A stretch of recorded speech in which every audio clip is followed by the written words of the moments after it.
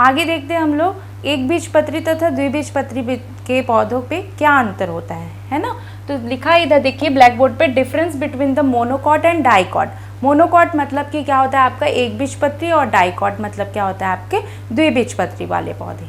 ठीक है, तो सबसे पहले इसके आगे में मैंने बता दिया था कि मोनोकॉट मतलब कि क्या होते हैं ऐसे पौधे या ऐसे पादप जिनमें क्या होता है केवल एक बीजपत्र की ही उपस्थिति होती है, उसको हम लोग क्या बोलते हैं एक बीजपत्री बोलते हैं। और द्विबीजपत्री पौधे किनको कहते हैं, जिनके अंतर्गत द्विबीजपत्र उपस्थित होते हैं। तो इधर आगे देखिए, आपको सिंपल एक रे डायग्राम में मैं बता रही हूँ कि द्विबीजपत्री पौधे और एक बीजपत्री पौधों में क्या अंतर होता है। तो यहाँ पर देख रहा है आपको ये जड़ है, ये कौन सा जड़ है, मुसला जड़, that is a tap root. ठीक है, मैंने इससे पहले प्रीवियस क्लासेस में आपको बताया था पादप शारिकी मतलब कि प्लांट एनाटॉमी में बताया था कि जड़ कितने प्रकार के होते हैं। ठीक है, उसमें मैंने बताया था कि जड़ के दो प्रकार होते हैं। पहला जड़ कौन सा होता है आपका, मुसला जड़, जो कि क्या होता है बुलांकुर से विकसित होता है ना, जो क्या रहता है डायरेक्ट मृदा से लगा हुआ रहता है, और वो क्या होता है पूरी तरीके से परिपक्व होता है, ना कि रेशेदार होता है। ठीक है, वो क्या कहलाता है आपका मुसला जड़।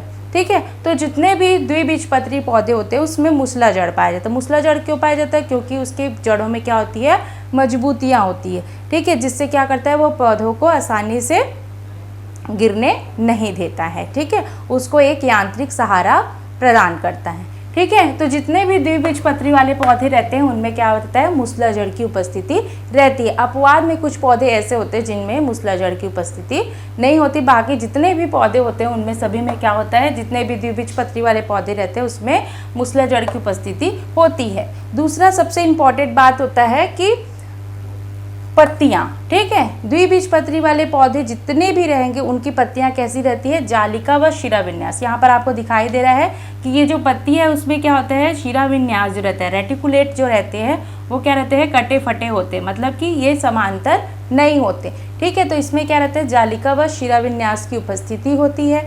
और तीसरा जो सबसे इम्पॉर्टेंट होता है वो क्या होता है कि द्विबीजपत्री वाले पौधे के जो बीज होते हैं है ना, ये देखिए यहाँ पर ये सीट है, वो कैसा रहता है दो भागों में विभाजित होता है। अगर हम उसको क्या करेंगे विभाजित करेंगे तो आराम से वो दो भागों में विभाजित हो जाता है। ठीक है, फिर नेक्स्ट देखिए कि एक बीजपत्री वाले पौधे कैसे होते हैं। तो एक बीजपत्री पौधे कैसे होते हैं, इसमें फाइब्रस रूट पाया जाता है। फाइब्रस रूट मतलब कि क्या होता है अपस्थैनिक जड़, जिसको हम लोग झगड़ा जड़ के नाम से भी जानते हैं। मतलब इनके जड़ क्या होते हैं इतने रेशेदार होते हैं कि इनको आसानी से हम क्या कर सकते हैं पुल कर सकते हैं, मतलब कि निकाल सकते हैं। ठीक है, जैसे कि पहले भी मैंने बताया था। ठीक है, इसके बहुत अच्छे एग्जाम्पल है ग्रास फैमिली है ना, ग्रेमिनेसी फैमिली जो रहती है उसमें मतलब कि ग्रास फैमिली की जितने भी जड़ें होती हैं वो सब क्या होती हैं एक बीजपत्री वाले पौधे में आते हैं, उनमें सब में फाइब्रस रूट पाया जाता है। मतलब कि जितने भी जड़ें होती हैं ग्रेमिनेसी कुल की वो क्या होते हैं अपस्थैनिक जड़ें उपस्थित होती है। दूसरा क्या होता है कि इनकी जो पत्तियां होती हैं, यहाँ पर आप देख रहे हैं पत्तियां दैट इज लीफ, ये कैसी होती है समांतर शिराविन्यास की होती है। मतलब ये किसी भी प्रकार से कटी फटी नहीं होती। मतलब समांतर शिरा मतलब कि पैरेलल होती है, मतलब ये सीधी सीधी जाएंगी, ना किसी पर तिरछा जाएंगी, ना टेढ़ी होंगी, ना कटेंगी ना फटेंगी। ठीक है, ये पैरेलल होती है और ये समांतर होती है। तीसरा जो होता है बीज है ना, इसके भी सीड्स कैसे रहते हैं ये एक रहते हैं। ठीक है, इसको दो भागों में विभाजित नहीं किया जा सकता। ठीक है, इसीलिए इसको एक बीजपत्री वाले पौधे कहते हैं। ठीक है, तो यहाँ तक आपको समझ में आया कि एक बीजपत्री पौधे और द्विबीजपत्री पौधों के बीच में जो समानता अंतर है वो तीन चीज़ों का है, पहला जड़ का, दूसरा तना का, पहला जड़ का, दूसरा पत्ती का, तीसरा बीज का। ठीक है, इसके आधार पर हम आराम से जितने भी कुल हैं है ना, जितने भी पौधों के कुल हैं उनको हम डिवाइड कर सकते हैं। उसके उदाहरण मैं आपको आगे बताती हूँ। आपको आगे दिखाते हैं एक बीजपत्री कुल के उदाहरण तथा द्विबीजपत्री कुल के उदाहरण। सबसे ज़्यादा आपके एग्जाम में यही पूछा जाता है, आपको दे दिया जाता है कुल का नाम और उसके उदाहरण, या फिर उदाहरण दे दिया जाता है और कुल का नाम पहचानिए दिया जाता है। ठीक है, तो यहाँ पर मैंने लिखा है पहला है एक बीजपत्री कुल के उदाहरण। तो सबसे पहला आता है उसमें लिलिएसी, पाल्मी, ग्रेमिनेसी, जिंजरबेरेसी और म्यूजेसी। ठीक है, ये 5 कुल हैं जो एक बीजपत्री पौधों के अंतर्गत आते हैं तथा इनका उदाहरण क्या है, लिलिएसी कुल के जितने भी उदाहरण है वो क्या है लहसुन, प्याज, एलोवेरा। देखिए इनमें क्या लिखा है लहसुन, प्याज और एलोवेरा। ये जितने भी पौधे हैं, इसमें क्या पता चलता है, इसमें भी क्या होता है, अपस्थैनिक जड़ की उपस्थिति होती है, मतलब इसमें फाइब्रस रूट पाए जाते हैं, समांतर शिराविन्यास की पत्तियां होती है तथा इनमें बीजपत्र क्या होता है, एक बीजपत्र होता है। ठीक है, दूसरा होता है पाल्मी या फिर एरिकेसी। पाल्मी एरिकेसी क्या होता है, इसके उदाहरण है प्रमुख सुपारी, ताड़, नारियल, खजूर। ठीक है, सुपारी और ताड़ और नारियल। ठीक है, नारियल का पेड़ तो आपने सभी ने देखा होगा। इसमें क्या होता है, इसमें जो रहता है, इसकी जड़ जो रहती है ये अपस्थानिक नहीं होती, लेकिन इनकी पत्तियां जो रहती है वो क्या रहती है, समांतर शिराविन्यास की होती है। इसी कारण इनको स्कूल में रखा गया है। तथा बीजपत्र जो रहते हैं इसमें एक प्रकार के होते हैं, इसको दो भागों में हम विभाजित करते हैं। लेकिन क्या होता है, कुछ लक्षणों के आधार पर इसे क्या किया गया है कि पाल्मी या एरिकेसी जो कुल के जो हैं उनको एक बीजपत्री में रखा गया है। ठीक है, इसलिए क्या है, इसका मुख्य जो है वो पत्तियों के आधार पर इनको रखा गया है तथा इसके आर्थिक महत्व के आधार पर भी इनको क्या किया गया है, पाल्मी या फिर एक बीजपत्री कुल में रखा गया है। ठीक है, दूसरा है, तीसरा उदाहरण है इसका एक बीजपत्री के, वो है ग्रेमिनेसी या फिर प्रोएसी। ठीक है, ग्रेमिनेसी कुल के जितने भी पौधे हैं उसको ग्रास फैमिली कहा जाता है ना, ये इसको ग्रास फैमिली कहा जाता है। क्यों ग्रास फैमिली कहा जाता है, क्योंकि इनमें क्या होता है, तीनों लक्षण सामान्य होते हैं और ये ग्रास मतलब कि घास की तरह ही होते हैं। मतलब इसमें अपस्थैनिक जड़ भी रहेगा, समांतर शिराविन्यास भी रहेगा और क्या रहेगा, इसके जो भी बीजपत्र होंगे वो एक बीजपत्र होंगे, जैसे कि गेहूँ, मक्का, बांस, चावल, ज्वार आदि। तो सबसे कॉमन है आप चावल, चावल सभी ने देखा है।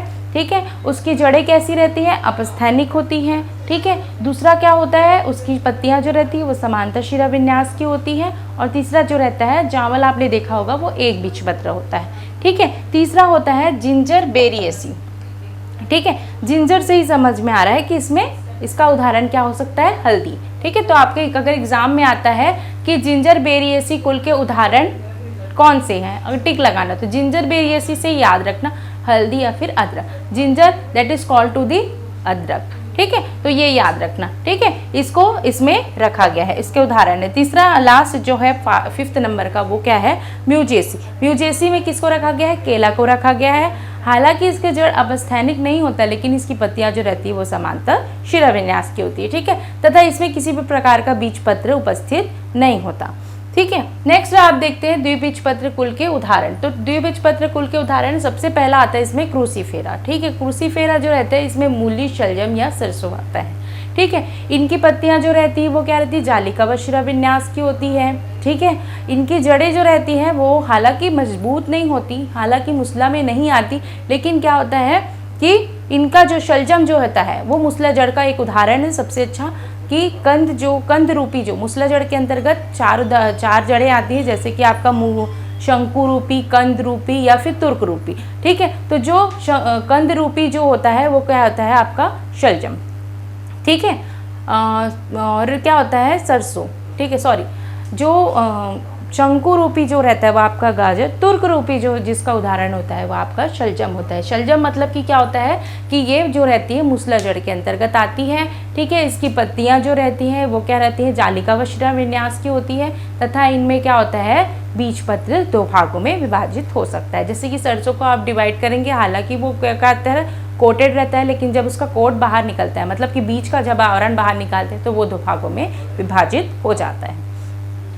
दूसरा होता है द्विबीजपत्र का उदाहरण मालवेसी कुल। मालवेसी कुल क्या होता है, इसमें कपास, भिंडी, गुड़हल आते हैं। ठीक है, तीसरा जो होता है लेग्यूमिनेसी। लेग्यूमिनेसी मतलब कि क्या होते हैं, जितनी भी सभी दलहन वाली फसलें होती हैं वो इसी कुल के अंतर्गत आती हैं। ठीक है, और इसके अंतर्गत क्या क्या उदाहरण होंगे, बबूल, छुई मुई, गुलमोहर, अशोक, इमली। ठीक है, इस कुल में जितने भी रहते हैं वो सभी क्या रहते हैं, इसकी जो पत्तियां रहती हैं उनमें भी क्या होते हैं, जालिका व शिराविन्यास होती है, कटी फटी रहती है हर जगह से, तथा इनकी जो बीजपत्र होंगे वो द्विबीजपत्र होंगे। लास्ट जो है आपका कंपोजिटी। कंपोजिटी मतलब समझ रहे हैं कि कॉम्प्लेक्सेस, मतलब कि इसमें क्या रहता है, ये गुच्छेदार होते हैं। ठीक है, जैसे कि आपका सबसे बेस्ट एग्जांपल है गेंदा।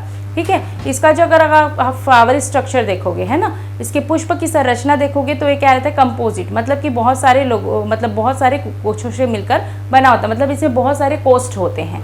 ठीक है, इसीलिए कंपोजिटी जो रहता है, इसीलिए इसका नाम कंपोजिटी या फिर कंपोस्ट कहते हैं। ठीक है, मतलब कंपोस्ट मतलब बहुत सारे कोष्ठों से संग्रहित। ठीक है, जैसे कि आप सूरजमुखी के फूल को देखोगे उसमें भी बहुत सारे क्या होते हैं, कोष्ठ होते हैं, गेंदे में भी बहुत सारे कोष्ठ होते हैं, ये किसके अंतर्गत आते हैं, ये सब संयुक्त पुष्प के अंतर्गत का उदाहरण भी कहलाता है।